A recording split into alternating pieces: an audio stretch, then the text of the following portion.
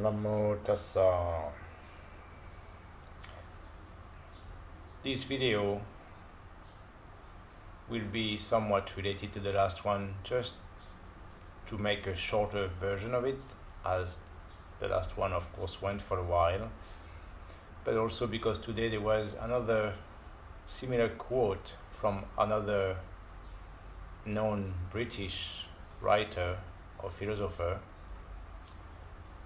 that says that reality cannot be ignored except at a price, and the longer we persist in ignoring that reality, then the higher and the more terrible the price is to pay. And in the previous video, where I talk mostly about Buddhism in general, I also mentioned the quote from Manly Hall, that American writer, which was a little bit similar. And I just want to sum it up in this video in a way that, as the quote says here,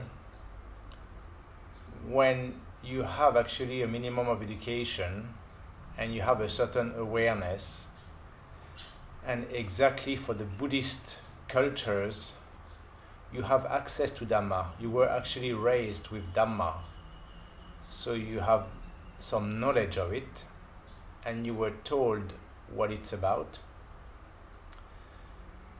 But also the Dhamma, of course, Buddha's teaching is about the human ignorance and the point of life, and why you still exist and have a life and you keep going on and on in samsara, is because you don't manage to go all the way from ignorance to full wisdom and enlightenment, nibbana. But the point of life is to try to move as much as possible this way. So when you have the means to actually realize the reality of life, existence, our nature, and actually when you have access to real pure Dhamma,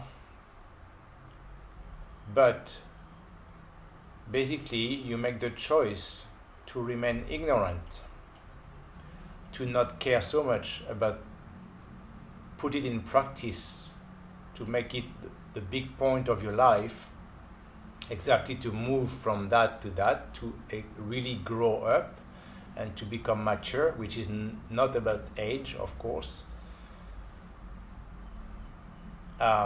Then, as Dhamma teaches, of course, as the real law of nature, and there's no way around that, there are consequences. Every choice has a consequence. Every intention has a consequence.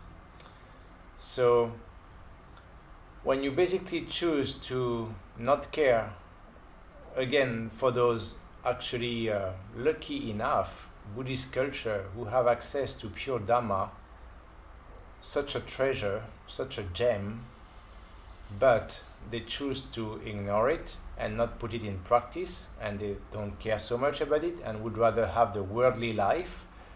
They would rather, play around and have some greed, material greed and luxury, have a convenient, comfortable life and be entertained, etc. Then there are the consequences. Yes, even worse for the people who have actually access to pure Dhamma. And as I meant also, that's ultimately why the situation is such in Myanmar itself in general, and why so many Burmese people are in this situation, and also outside. As I said before, you don't need to complain about your situation, your life being difficult or miserable, because when you choose to ignore the Dhamma, when you have actually access to it.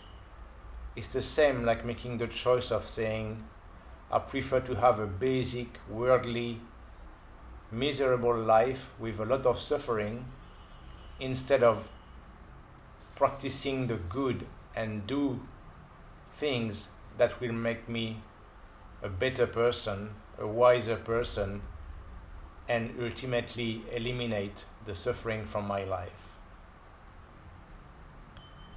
And the more you ignore it, the longer you don't care about putting it in practice, of course, the more and more it evolves. As I explained in my last video, it's like, gradually you will keep going down and down and down for the karma.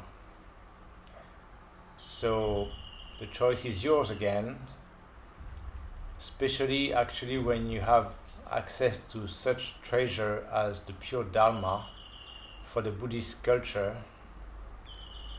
but you choose to ignore it. Of course, the consequences are just according to Dhamma and according to the law of nature. And don't be surprised that your life is not getting better and you're not going back to the good old days, for sure.